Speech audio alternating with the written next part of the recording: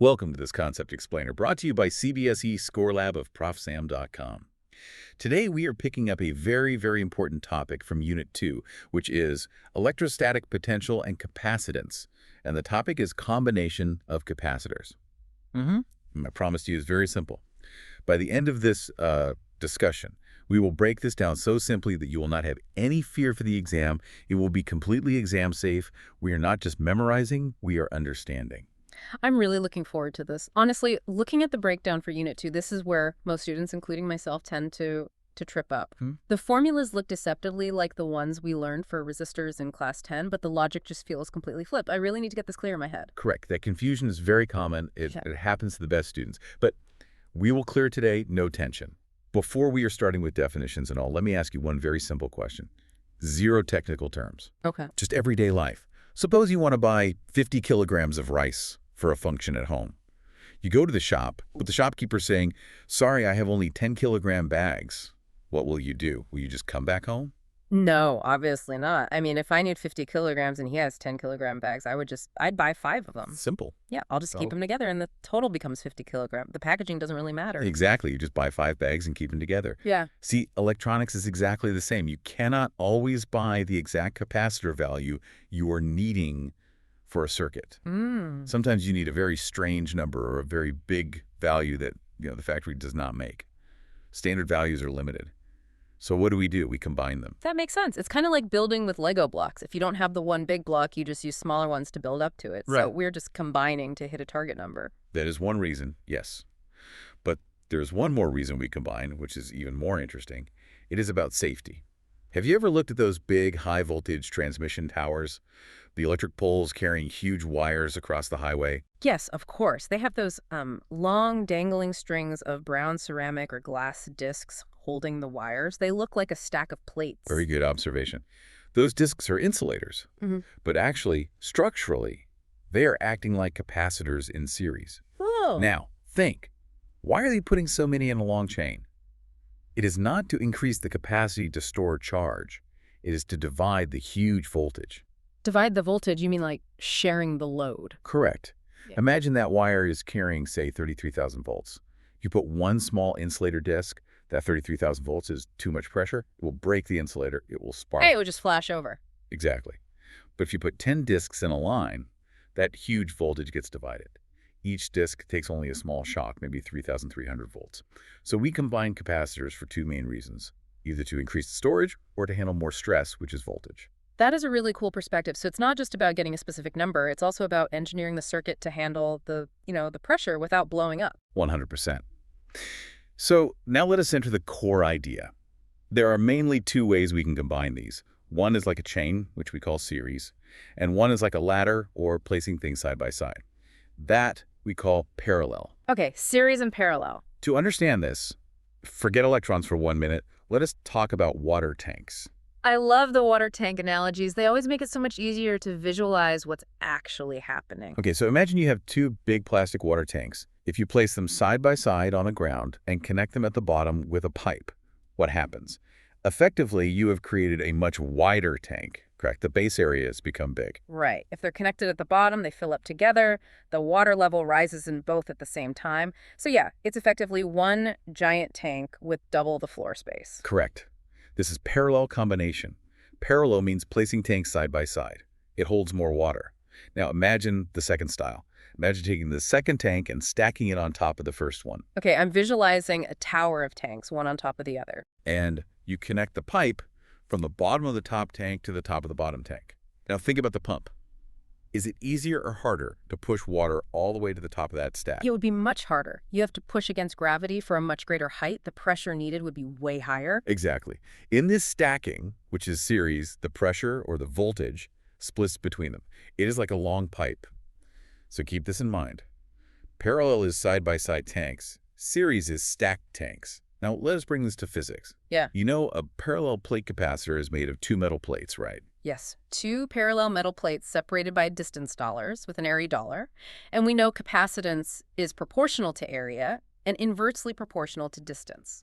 The other is fraction of a dollar. Correct. Now visualize, if I connect two capacitors in parallel, it is like I am placing their plates next to each other. I'm, welding them side by side. Okay. So the total area, A, increases. And as you just said, big area means. Big capacitance. That's a great mental image. So connecting them in parallel is physically like making a giant plate. More area means more room for charges to sit. So capacitance goes up. Perfect. Now look at series. In series, we're connecting them in a line. Second plate of the first one, the first plate of the second one. Physically, what are we doing? We are taking the very first plate and the very last plate of the chain. Everything in between is just a connector. We are effectively increasing the gap. We're increasing the distance d. Oh, I see. If you stack them, the top and bottom of the circuit are further apart.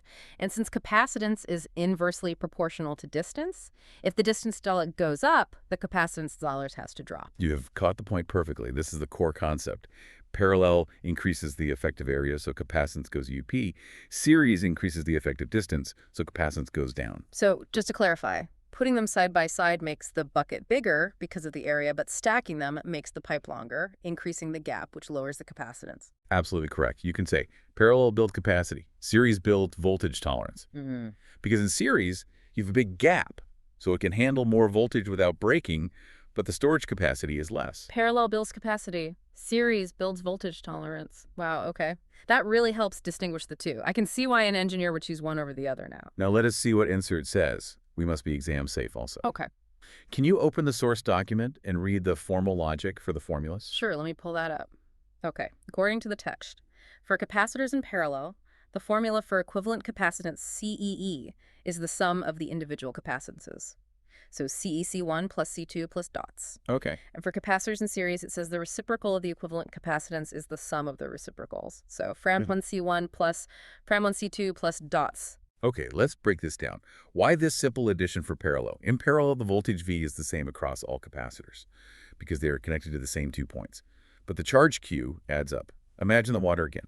Water flows in a tank 1 and tank 2. Total water is the sum of both. So total charge Q1 plus Q22. Since CU equals CD, the $2 is common, the dollar simply adds up. $2 you'll see 1 plus C22.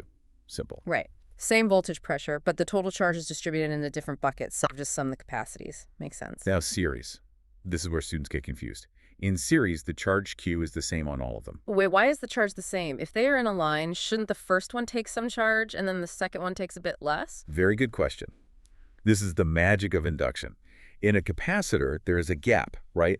Electrons don't jump the gap. If you connect a battery, it puts plus Q charge on the very first plate. That plus Q attracts $2 on the facing plate. Okay. Where does that $Q come from? It comes from the wire connected to the next capacitor, so that leaves plus Q on that next capacitor's plate. Ah, it's a chain reaction. Correct. It is like a line of dominoes. The charge is induced all the way down the line, so $Q is constant. But the voltage, V splits. The total push is divided. Vol gives V1 plus V22. And since V dollar free, when you add voltages, you are adding the reciprocals of C. That is why we get the frac1C formula. That induction point is key. So in series, the charge is kind of locked in the line, so it has to be the same everywhere, but the potential drops across each step. Correct. Hope everything is clear so far. This concept explainer is from ProfSam.com. That is ProfSam.com. We are here to make your physics crystal clear. Now, let us do a mental math problem. No pen, no paper. Okay, ready. No pen. Imagine you have two capacitors. Both are $10 mu F free. 10 and 10. First, we connect them in parallel, side by side. What is the answer? Okay, parallel, side by side, the area adds up. The formula is direct addition. So $10 plus 10 equals 20 mu Fi. Perfect. The value increased. It doubled. Now, take the same two capacitors, 10 and 10. Connect them in series. Chain them up. What's the answer? Okay, series is the reciprocal one. So frac 110 plus frac 110, that's frac 110. But that is frac 1C. So I have to flip it back. Frac 110, 10, frac 110. So $7, 5, and 10. Brilliant. Now look at the numbers. In parallel, you got 20.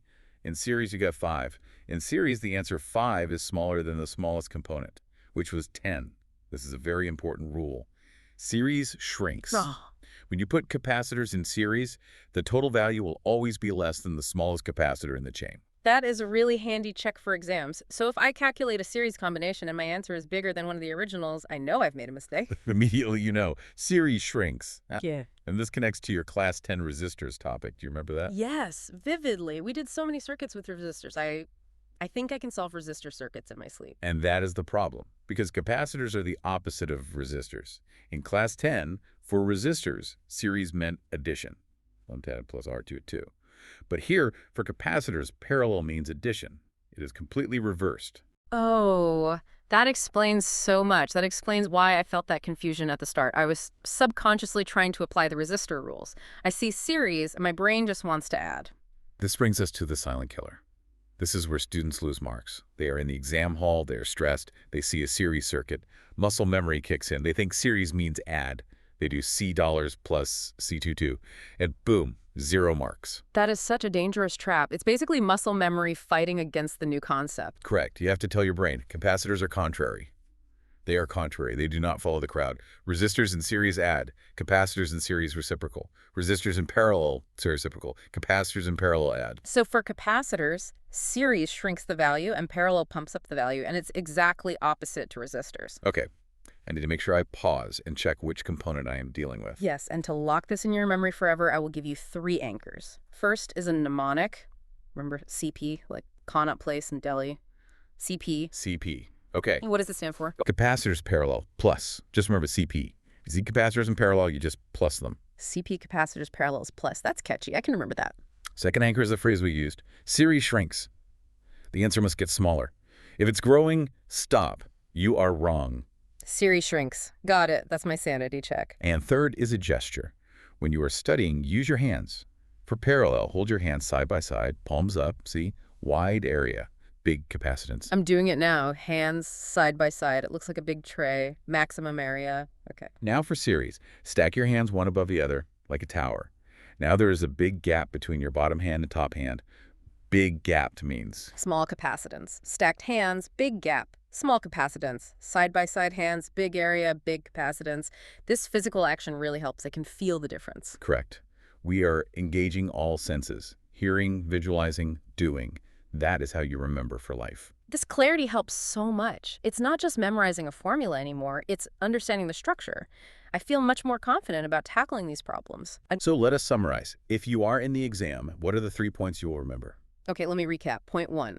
Parallel combination. This is side by side. The area adds. The formula is direct sum. C equals C1 plus C22. And remember, CP capacitors parallel is plus. Good. Point 2.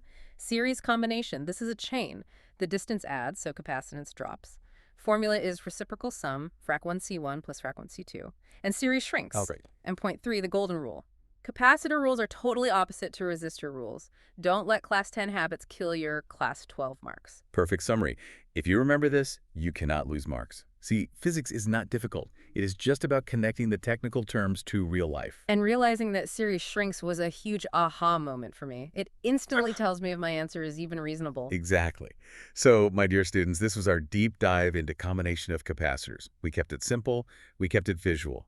To get maximum marks in 12th CBSE Physics, Chemistry, and Maths, you must visit ProfSam.com. We have many more explainers just like this one. Thank you so much. This topic feels much friendlier now. It's actually quite logical once you see the why. That is the goal. Keep learning, keep visualizing. Bye-bye.